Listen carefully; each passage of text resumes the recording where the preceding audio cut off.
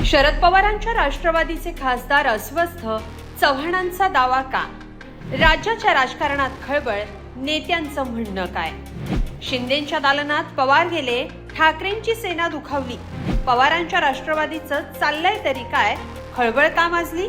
राष्ट्रवादी काँग्रेस पक्षाचे 5 ते 6 खासदार अस्वस्थ आहेत असं वक्तव्य केलंय काँग्रेसचे ज्येष्ठ नेते आणि माजी मुख्यमंत्री पृथ्वीराज चव्हाण यांनी.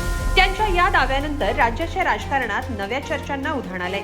एकीकडे दोन्ही राष्ट्रवादींच्या विलिनीकरणाचा मुद्दा थंडावला, तर दुसरीकडे शरद पवारांची राष्ट्रवादी एनडीएत सहभागी होणार असल्याच्या चर्चांना पुन्हा उधाण आलं. त्यातच विधान भवनात गेलेल्या शरद पवारांनी एकनाथ शिंदेंची भेट घेतली. त्यामुळे राष्ट्रवादी काँग्रेसचं चाललंय तरी काय या प्रश्नानं राजकारणात मात्र खळबळ उडाली. शरद पवारांच्या राष्ट्रवादीच्या खासदारांवर दबाव असल्यानं ते अस्वस्थ आहेत का? शरद पवार आणि एकनाथ शिंदेंच्या भेटीचा नेमका अर्थ काय, असे सवाल आता केले जात आहेत. या सगळ्या पार्श्वभूमीवर नेमकं काय घडतंय, नेत्यांचं काय म्हणणं आहे, सगळं सविस्तर पाहूया या व्हिडिओतून. मिसिंग लिंक वरून होत असलेल्या आरोपांना उत्तर देण्यासाठी माजी मुख्यमंत्री पृथ्वीराज चव्हाण यांनी दिल्लीत पत्रकार परिषद घेतली. यावेळी बोलताना त्यांनी शरद पवारांच्या राष्ट्रवादीचे खासदार अस्वस्थ असल्याचं वक्तव्य केलं. ते काय म्हणाले ते आधी पाहूया. पृथ्वीराज चव्हाण यांनी दिल्लीत पत्रकारांशी बोलताना काय दावा केलाय तो आपण पाहतोय. शरद पवारांच्या राष्ट्रवादी काँग्रेसमधील 5 ते 6 खासदार अस्वस्थ असल्याचं मला समजतंय. ते पुढे काय निर्णय घेतील हे आत्ताच सांगता येणार नाही. त्या खासदारांच्या मागे मोदी शहा सरकार हात धुवून लागलंय. विरोधी पक्षातील लोकप्रतिनिधींना लक्ष करून त्यांच्यावर विविध प्रकारचा दबाव आणला जात असल्याचं चित्र दिसतंय, असं पृथ्वीराज चव्हाण यांनी म्हटलंय. चव्हाणांच्या या वक्तव्यामुळे पुन्हा एकदा शरद पवारांचे खासदार एनडीए मध्ये सहभागी होणार की काय अशा चर्चांना उधाण आलंय. पण शरद पवारांनी गावोगावी फिरून खासदार निवडून आणलेत. महाविकास आघाडीच्या उमेदवारांना मतदारांनी निवडून दिले. मग अस्वस्थ का व्हायचं, कुणाला घाबरताय असा सवाल करत कुणीही अस्वस्थ नाही असा दावा संजय राऊतांनी केलाय. माननीय शरद पवार साहेबांच्या नेतृत्वाखालचा मूळ राष्ट्रवादी काँग्रेस पक्ष हा तुतारी या चिन्हावर निवडणुकीत उतरला लोकसभेच्या, आणि मला वाटतं त्यांनी त्यांच्या 7 की 8 जागा निवडून आल्या. फार कष्टानं या जागा सहज निवडून येत नाही. पवार साहेबांनी सुद्धा त्यावेळेला महाराष्ट्रामध्ये वणवण फिरून खासदार निवडून आणले, आणि त्यांनी कमी जागा, मला वाटतं त्यांनी 10 जागा लढवल्या आणि 8 जागा जिंकल्या. मला वाटतं 8. करेक्ट.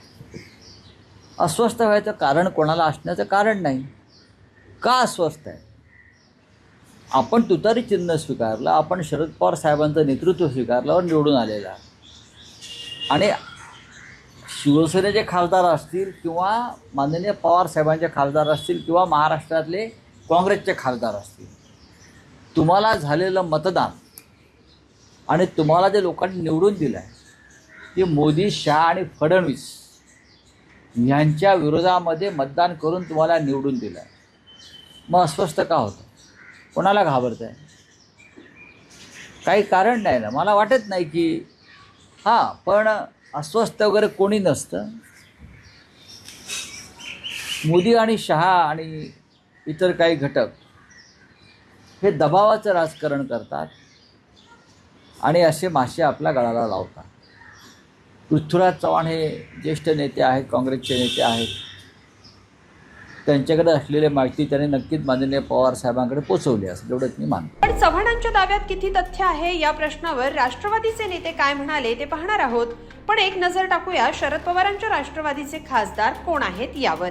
शरद पवारांच्या राष्ट्रवादीचे एकूण 8 खासदार आहेत. यात सुप्रिया सुळे बारामती, अमोल कोल्हे शिरूर, धैर्यशील मोहिते पाटील माढा, सुरेश म्हात्रे भिवंडी, अमर काळे वर्धा, निलेश लंके अहमदनगर दक्षिण, बजरंग सोनवणे बीड आणि भास्कर भगरे हे दिंडोरीचे राष्ट्रवादी काँग्रेसचे खासदार आहेत. यातले 5 ते 6 जण अस्वस्थ असल्याचा दावा पृथ्वीराज चव्हाणांनी केलाय. पण खासदार सुप्रिया सुळेंनी हा दावा फेटाळून लावलाय. त्या म्हणाल्या, आमच्या पक्षात कुणीही नाराज नाही, आम्ही एक कुटुंब म्हणून राहतो. माझे सर्व खासदार रोज माझ्या संपर्कात असतात, असं सुळेंनी म्हटलंय. तेच पृथ्वीराज बाबा आले होते तेव्हाच माझी त्यांची भेट झाली. त्याच्यानंतर आमच्या कुठल्या खासदारांची त्यांची कुठली भेट झाली आणि कोण त्यांना अस्वस्थ वाटलं, कारण का मी आमच्या सगळ्या खासदार, खरं तर आम्ही सगळे 8 जण एक कुटुंब म्हणून काम करतो.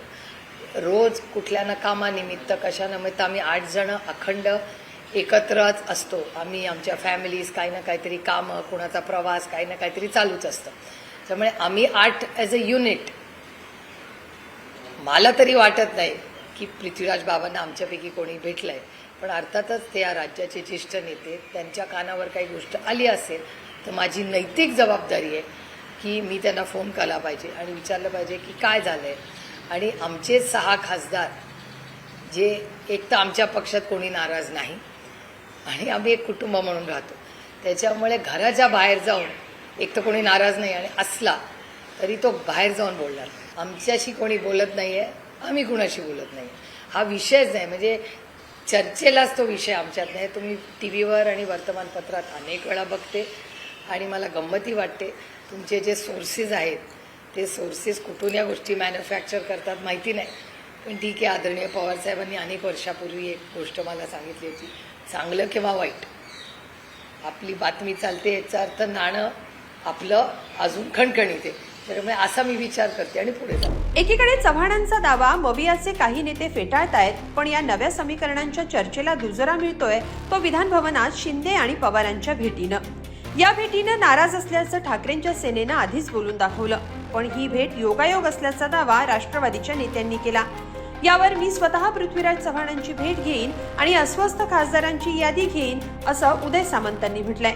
ते असंही म्हणाले की जर कोणी अस्वस्थ असेल तर आमच्याकडे येतात का हा प्रयत्न करेन असं सामंत म्हणाले. साहेबांची वेळ पडल्यास भेट घेईन. त्यांच्या मनामध्ये कुठच्या खासदारांची नावं आहेत ही यादी मी त्यांच्याकडनं समजून घेईन आणि त्या अस्वस्थ आमदारांना बाकी कुठं पाठवण्यापेक्षा ते आमच्याकडे येतात का शिंदे साहेबांच्या नेतृत्वाखाली हा प्रयत्न करेन. एकंदरीत ठाकरेंचे 6 खासदार फुटल्यानंतर आता पवारांच्या राष्ट्रवादीत फूट पडणार असल्याचं बोललं जात आहे.